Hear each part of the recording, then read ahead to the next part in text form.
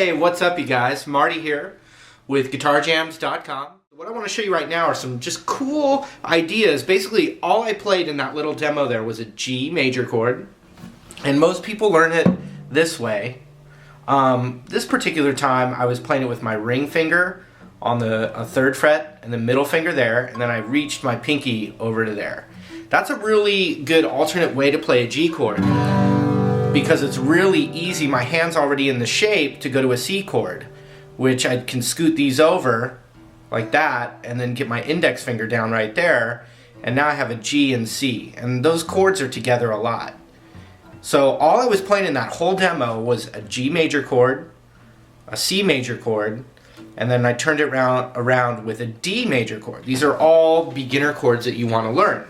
So what I want to do is show you a couple of concepts to get you embellishing within those chords. Because what I was playing there, I mean, you know, some of you out there can do that stuff and it's real easy for you, but there's other people that are just getting started that, you know, that think that seems like an impossible thing to do. So I want to give you some basic steps to start doing that. So basically what you want to do is you want to be able to practice what's called the G major pentatonic scale in this open position, which is also the exact same thing as the E minor pentatonic scale. They're the same, they share all the same notes. One is meant to be played over a G major style progression, and the other is meant to be played over an E minor style progression.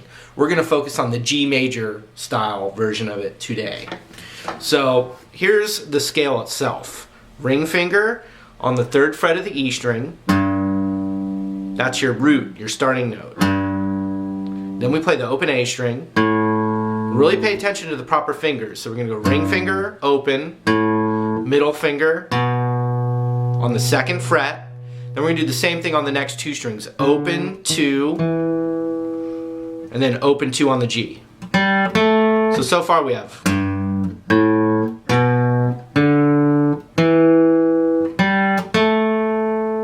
Then we have open B string, 3rd fret ring finger, and then same thing on the high E.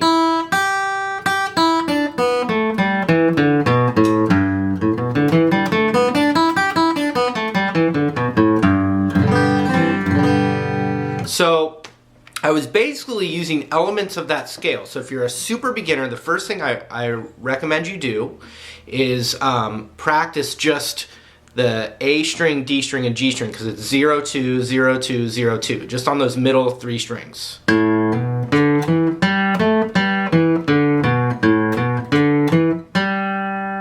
Okay, you want to practice that a lot, very slowly. Okay, get that going, and then what you want to do is practice a couple of these techniques. The first technique would be hammer-ons. So in other words, I play the open A string, and then I hammer on my middle finger on the 2nd fret. And then I do the same thing on the next string. Then the next string. And the trick with a good hammer-on is that once you hammer down on it, you don't release your pressure. See that? I kind of relax my finger after I hit it. You come straight down and you keep the pressure. So you can practice things like this.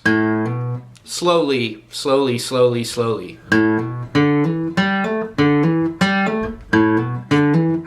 And if you look, my right hand's just picking 1 per string.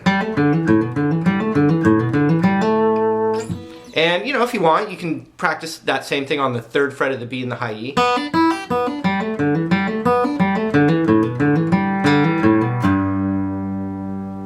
Okay, so that's one trick. Another trick is to do the hammer-on, then hit the next string open. So for instance, hammer on the 2nd fret of the A, then I play the open D string right after.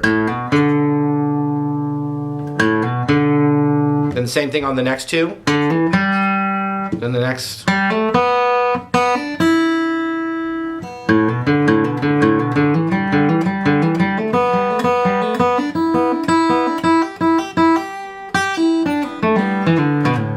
So then another step, and you can follow all these and practice them really slow, is called a pull off. So my ring finger on the 3rd fret of the high E, pluck it, then pull it off.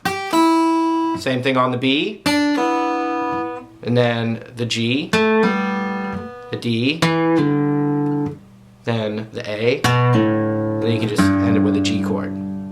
All right, so that's another trick. And then another one, and these are all great practice tips. I'm telling you, it will just build some of your skills. The other one is a hammer-on pull-off. So with one pick, I hammer on and pull off in one motion with my middle finger.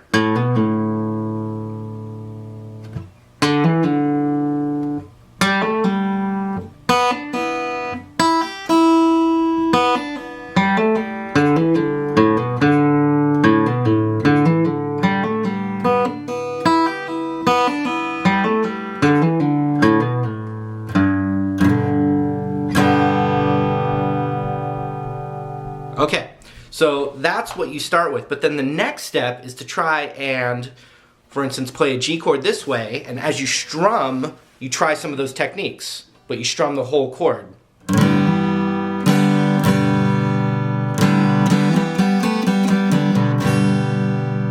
So I'm using my middle finger with this G shape. Play a C chord, middle finger again, and with the C chord, it's going to be, you know, the D and G string mostly.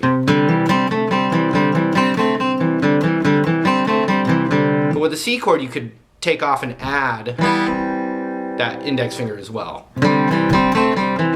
And pinky on the 3rd fret of the B and the high E is always going to work. And the cool stuff is that you can strum the whole chord when you add those.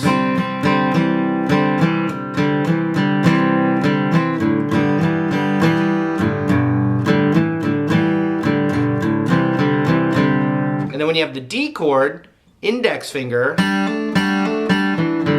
you can travel up and down that scale as you strum the whole chord.